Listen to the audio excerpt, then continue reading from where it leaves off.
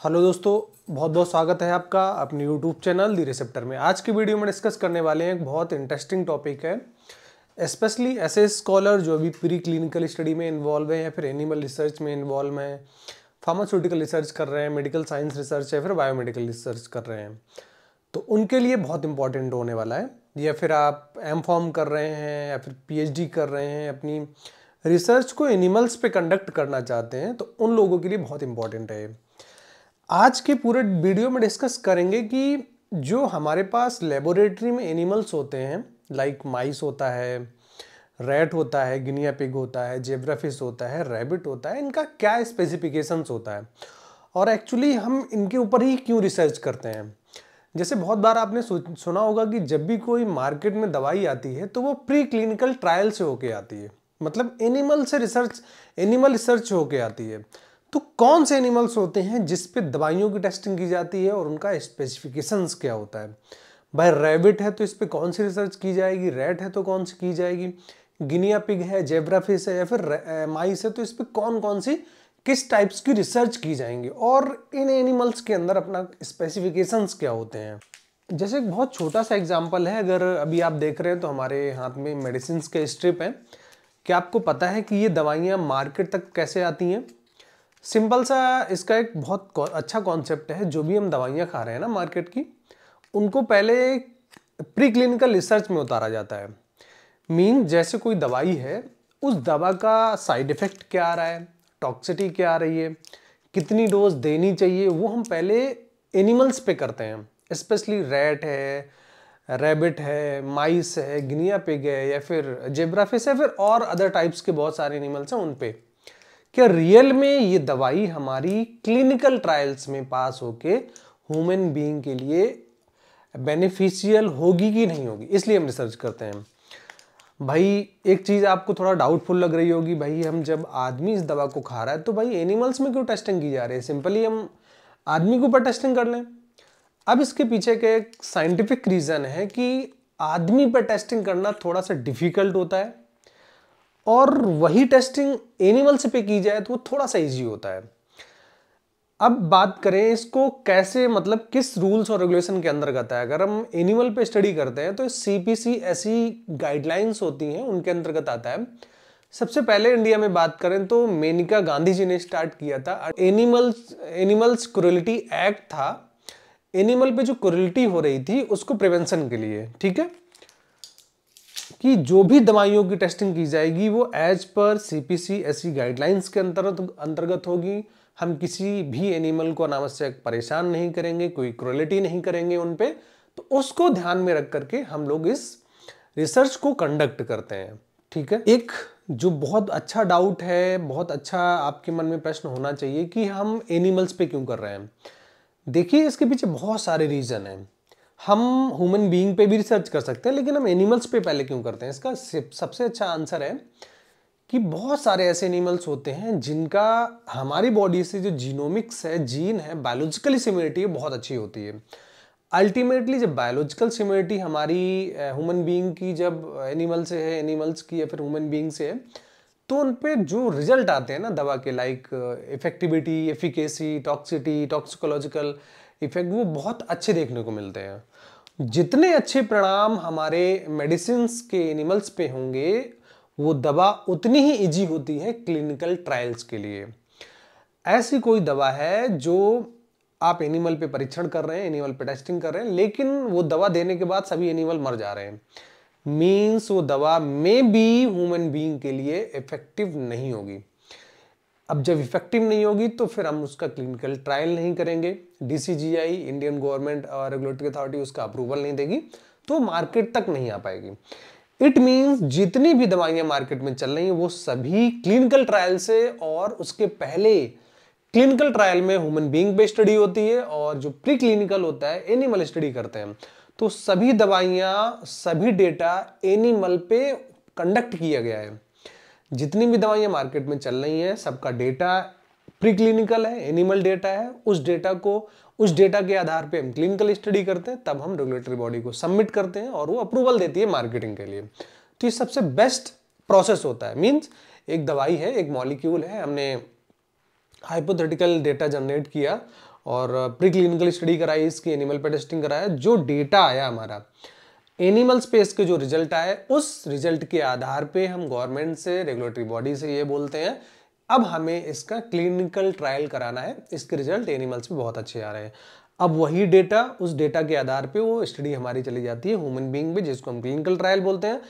जब clinical trial में भी डेटा सही निकलता है, रिपोर्ट सही आते हैं, रिजल्ट सही आते हैं, इफेक्टिविटी एफिकेसी सही आती है, तो फिर उसी दवा को हम मार्केट में लॉन्च कर देते हैं by the help of regulatory body.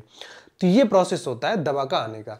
अब बात करेंगे हमारे पास कौन से लेबोरेटरी एनिमल्स हैं। सबसे पहले हम बात करें तो आज का जो टॉपिक है हमारा है कॉमन लेबोरेटरी एनिमल्स, ठीक है। तो सबसे पहले हमारे पास है माउस। माउस एक सिंगुलर फॉर्म होता है और माइस हमारा प्लूरल फॉर्म होता है। तो अगर इसके हम साइंटिफिक नेम की बात करें तो मस मस्कुलस के नाम से जानते हैं माउस को। अगर हम बॉडी टेम्परेचर की बात करें तो नियरली 37 सेंटीग्रेड इसका बॉडी टेम्परेचर होता है। Age of sexual maturity, actually these are specifications of mouse, ठीक है। एज ऑफ सेक्सुअल मेच्योरिटी मतलब जब माउस होता है तो लगभग 35 डेज में उसके रिप्रोडक्टिव ऑर्गन्स बनना चालू हो जाते हैं, फिर मेच्योरिटी डेवलपमेंट के फेज में आ जाता है। That's why we say age of sexual maturity 35 days.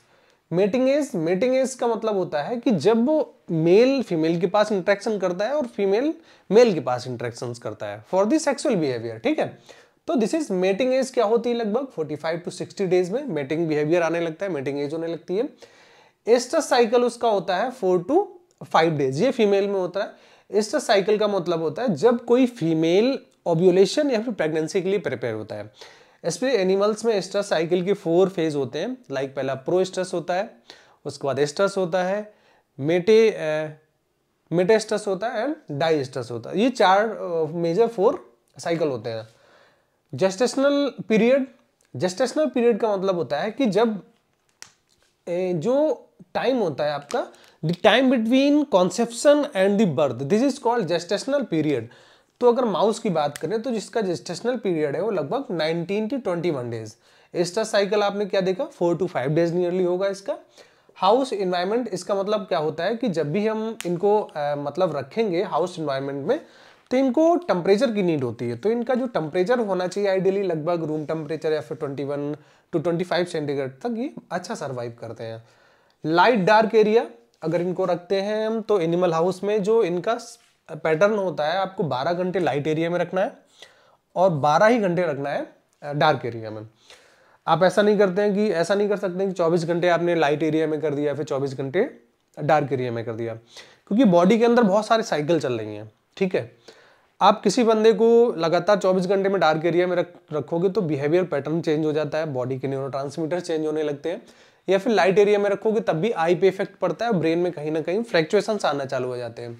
तो अगर आप ऐसा करेंगे तो जो हमारा डेटा है वो बहुत एग्जैक्ट नहीं मिल पाएगा, ठीक है। तो इसलिए हम 12 घंटे का डे में रखते हैं, 12 घंटे नाइट। डेली फूड और वाटर इनटेक, अगर माउस की बात करें तो फूड लगभग 4 से 5 ग्राम फूड लेता है। वाटर लगभग 7 ml और 10 ml तक ले सकता है, डिपेंड करता है कौन सी स्ट्रेन है, उसका साइज क्या है, ठीक है। रूट ऑफ ड्रग एडमिनिस्ट्रेशन, हम कितनी अमाउंट में कौन कौन से रूट से हम उसको दवा दे सकते हैं माउस को। जो ओरल हमारे पास है वो सबसे बढ़िया ट्रेडिशनल रूट होता है। इसके अलावा एससी सबक्यूटेनियस, जिससे आप ह्यूमन बीइंग में आप इंसुलिन वगैरह यूज करते हैं।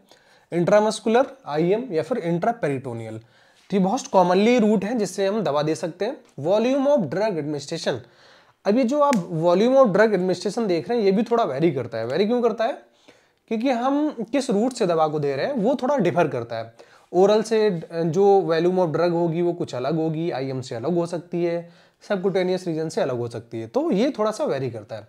लेकिन अगर आइडियली मान के चले तो 5 to 10 ml पर केजी बॉडी वेट, यहाँ पर 5 से 10 ml नहीं है, इसका जो वॉल्यूम है वो क्या है 5 to 10 ml पर केजी बॉडी वेट के अनुसार हम कैलकुलेट करके इसको डोज दे सकते हैं, ड्रग दे सकते हैं। स्ट्रेन का मतलब होता है this is inherently artificial concept होता है, दिस इज सब टाइप ऑफ जेनेटिक वेरिएंट। तो इसके कुछ स्ट्रेन होते हैं माउस के, लाइक FVB हाइब्रिड या फिर C57BL, इसको एल्बिनो भी बोल सकते हैं, by 6 and BALB by C, इसको हम एल्बिनो बोलते हैं, ठीक है। तो ये कुछ स्ट्रेन है हमारी माउस की। अगर हम माउस की आइडियल वेट की बात करें तो 20 to 30 mg हो सकता है। ये भी वेट थोड़ा वेरी करता है, ठीक है, मेल में कुछ अलग हो सकता है, फीमेल में कुछ अलग हो सकता है, और कौन सी स्ट्रेन है ये भी डिपेंड करता है, ठीक है। लेकिन आइडियली वेट लगभग 20 to 30 और 50 mg तक ये जा सकता है। अगर हम स्टडी पैटर्न की बात करें तो इसमें कौन कौन सी स्टडी परफॉर्म कर सकते हैं। अगर हम माउस की बात करें तो माउस में जो सबसे इंपॉर्टेंट स्टडी होती है बिहेवियरल एनालिसिस करते हैं। जब भी हमें कोई ऐसी दवाइयाँ होती हैं जो बिहेवियरल या फिर न्यूरोसाइंस पे काम करती हैं, न्यूरो पे काम करती हैं, तो उनकी स्टडी मोस्टली माउस पे करते हैं, ठीक है। इसके अलावा जेनेटिक स्टडी, जीन रिलेटेड कोई स्टडी है हमारी, कैंसर की स्टडी है, ठीक है, तो हम, या फिर वायरोलॉजी की स्टडी है, तो हम स्पेशली प्रेफर करते हैं कि माउस हो, उस पर अच्छे रिजल्ट्स आते हैं। सेकेंड, मूव टू रैट, ठीक है। रैट का साइंटिफिक नेम है रैटस नॉर्वेजिकस, ठीक है। बॉडी टेम्परेचर नियरली 37 सेंटीग्रेड लगभग हो सकता है। अगर इसके एवरेज वेट की बात करें तो 500 ग्राम हो सकता है। वेट अप डाउन हो सकता है, ये डिपेंड करता है उसके बॉडी वेट पे, मेल है फीमेल है और स्टेन क्या है इसकी। सेक्सुअल मेच्योरिटी, जो सेक्सुअल मेच्योरिटी है लगभग वो 40 to 45 डेज में आ जाती है। सेक्सुअल मेच्योरिटी का मतलब जो उसके रिप्रोडक्टिव ऑर्गन्स है वो डेवलपमेंट फेज में आ जाते हैं। मेटिंग एज मतलब होता है जब, आपको मैंने इसके पहले भी बताया था, मेटिंग एज का मतलब होता है जब मेल फीमेल के पास इंटरेक्शन करना चालू कर दे, फीमेल मेल के पास इंटरेक्ट होना चालू कर जाए फॉर दी सेक्सुअल बिहेवियर, इसको बोलते हैं मेटिंग एज। और इसका जो टाइम पीरियड है वो लगभग 70 to 150 डेज में मेटिंग एज होने लगती है। एस्ट्रस साइकिल ऑलरेडी डिस्कस्ड, लगभग 4 to 5 डेज में एस्ट्रस साइकिल स्टार्ट हो जाती है जब कोई फीमेल ओव्यूलेशन या फिर प्रेगनेंसी के लिए प्रिपेयर होना चाहता है। जेस्टेशनल पीरियड आपका लगभग 21 to 23 डेज में हो सकता है, ऑलरेडी डिस्कस्ड।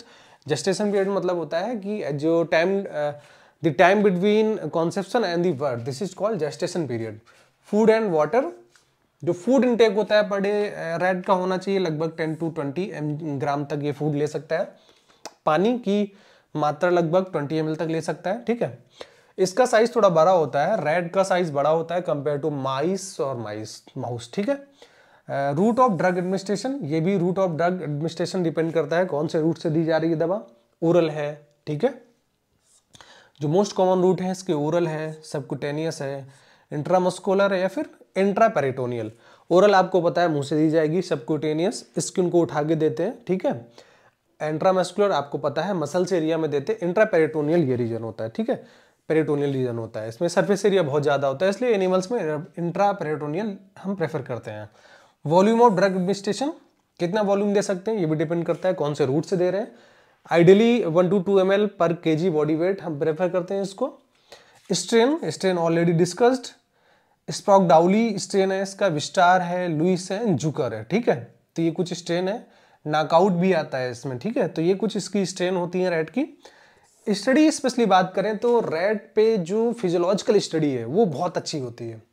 फिजियोलॉजिकल स्टडी बहुत अच्छी होती है और स्पेशली फार्माकोलॉजिकल एक्टिविटी रैट पे बहुत अच्छी आती है। जेनेटिक मेकअप बहुत अच्छा होता है, बायोलॉजिकल सिमिलरिटी बहुत अच्छी होती है। फार्माकोलॉजिकल जैसे लाइक दवा का आपको सेफ्टी और एफिकेसी चेक करना है। एफिकेसी मतलब काम कितना अच्छा कर रही है, और सेफ्टी मतलब होता है टॉक्सिकोलॉजिकल प्रोफाइल, ठीक है। तो अगर वो देखना है आपको तो फार्माकोलॉजिकल एक्टिविटी के अंतर्गत आता है, तो रैट में उसके बहुत अच्छे रिजल्ट आते हैं। Oncology like cancer, anti cancer drug की स्टडी करनी है, साइकोलॉजी स्टडी करनी है या फिर लर्निंग की करनी है, मीन्स न्यूरोसाइंस के अंतर्गत अगर आप स्टडी करते हैं तो बहुत अच्छे रैट में रिजल्ट देखे जाते हैं। तो नेक्स्ट हमारे पास जो एनिमल है वो 3rd नंबर पे है रैबिट। रैबिट का अगर साइंटिफिक नाम बात करें तो रेक्टेलाइगस कुनकुलस के नाम से जानते हैं। अगर बॉडी टेम्परेचर की बात करें 38 to 39 सेंटीग्रेड इसका टेम्परेचर होता है, ठीक है।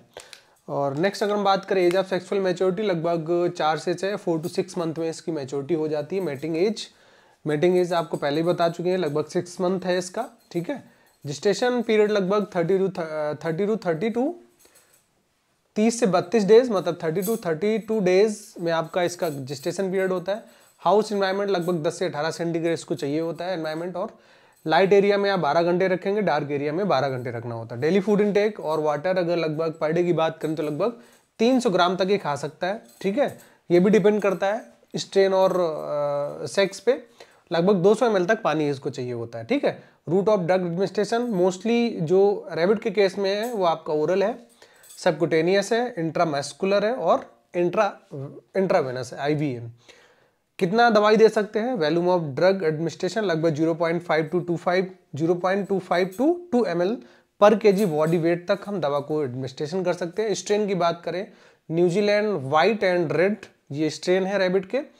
डच ब्लेटेड ये भी स्ट्रेन है। अगर हम वेट बात करें तो लगभग 5 केजी तक रैट हो सकता है, रैबिट हो सकता है, ठीक है। ये भी डिपेंड करता है, ठीक है, अलग अलग तरीके के होते हैं ना, तो 5 केजी तक ये हो सकता है। स्टडी एंटीबॉडी प्रोडक्शन, लाइक कोई मोनोक्लोनल एंटीबॉडीज है, मोनोक्लोनल मेडिसिन है, ठीक है, तो उसकी स्टडी हम इस पर कर सकते हैं। टॉक्सिकोलॉजिकल स्टडी कर सकते हैं। स्किन टेस्ट, कॉस्मेटिक में भी बहुत ज़्यादा यूज होता है रैबिट। स्किन टेस्ट के लिए कोई टॉपिकल प्रिपरेशन बना रहे हैं हम, ठीक है, स्किन में कोई कॉस्मेटिक बना रहे हैं, लोशंस वगैरह बना रहे हैं, उसमें भी टेस्टिंग की जाती है। इसके अलावा पायरोजन टेस्ट फीवर के लिए भी करते हैं।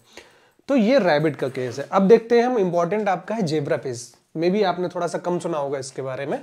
साइंटिफिक नेम है इसका डैनियो रेरियो, बहुत इंपॉर्टेंट है और बहुत अच्छा रोल प्ले करती है। वेट की बात करें तो लगभग 183 mg मिलीग्राम इसका वेट होता है। साइज लगभग 1 to 25 इंचेज होता है ना। अगर हम बात करें इसको स्केल से दिखाने का तो आप मुझे लगता है आप ये समझ के चलिए,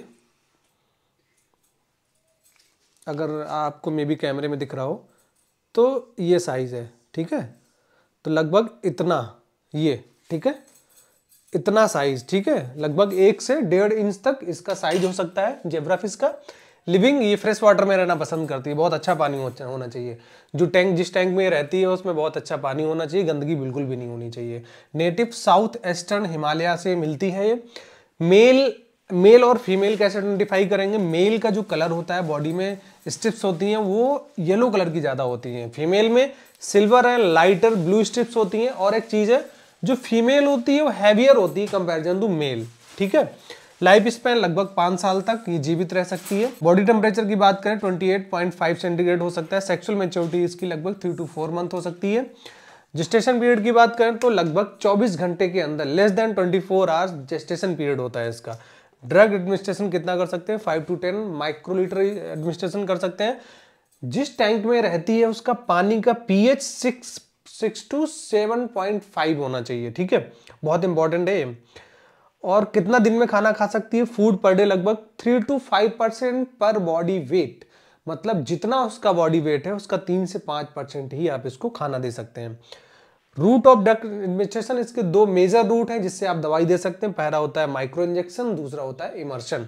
इमर्शन और माइक्रो इंजेक्शन बहुत ही यूनिक रूट होते हैं और जो स्कॉलर, जो साइंटिस्ट बहुत स्किल्ड होते हैं, एक्सपीरियंस्ड होते हैं, वही इसको दवा दे पाते हैं, ड्रग को एडमिनिस्ट्रेशन कर जाते हैं जेब्राफिश में। एक चीज है, जब जेब्राफिश की बात करते हैं तो जेब्राफिश आजकल करंट रिसर्च में बहुत ज्यादा यूटिलाइज करते हैं। क्यों करते हैं? इसकी जेनेटिक सिमिलरिटी ह्यूमन से बहुत मिमिक करती है, बायोलॉजिकल सिमिलरिटी बहुत ज्यादा मिमिक करती है, ठीक है। इसके अलावा जो इसका एम्ब्रियो होता है वो ट्रांसपेरेंट होता है, और इसके अलावा शॉर्ट होती है, स्मॉल होती है ना, और जो रिप्रोडक्शन है इसका बहुत क्विकली होता है। एम्ब्रियो ट्रांसपेरेंट होता है, तो अगर एम्ब्रियो स्टडी कर रहे हैं आप तो आपको विदाउट एनी स्किल्स और टेक्नोलॉजी आपको बहुत आसानी से वहाँ पे क्लियर देख भी सकते हैं। अगर आपने कोई दवा दी है या फिर चेंजमेंट देखना है तो वहाँ पे आपको देख सकते हैं ना, तो इसलिए बहुत अच्छा रोल प्ले करता है। तो माइक्रो इंजेक्शंस और माइक्रो इमर्सन इसके 2 रूट होते हैं जिससे हम दवा को दे सकते हैं। स्टडी अगर हम बात करें जेब्राफिश की, genetic study, because of genetic makeup of biological similarity to human being. Brain research, neuroscience पे बहुत काम हो रहा है जेब्राफिश पे। सीबीडी कार्डियोवैस्कुलर डिसऑर्डर्स पे करते हैं, मेटाबॉलिक डिसऑर्डर्स लाइक आपका पॉलीसिस्टिक ओवेरियन सिंड्रोम है या फिर आपका डायबिटीज है, ठीक है, कार्डियोवैस्कुलर सिस्टम में हाइपरटेंशन है, एथेरोस्क्लेरोसिस है, इसमें जेब्राफिश को बहुत यूटिलाइज किया जाता है और बहुत अच्छा होता है जेब्राफिश। लेकिन थोड़ा सा इसमें विशेष ध्यान ये देना पड़ता है कि जहाँ पे हम रखते हैं वहाँ का सराउंडिंग थोड़ा सा हाइजीन हो, खाना अच्छा हो, इनका पानी क्लियर हो, ऑक्सीजन सप्लाई उसमें अच्छी हो, क्योंकि इनको थोड़ा सा केयर की नीड होती है ना। आई होप आपको रैबिट, माउस एंड जेब्राफिश के बारे में आपको पता लग गया होगा। कोई डाउट है तो हमें कमेंट सेक्शन में बता सकते हैं। Thank you.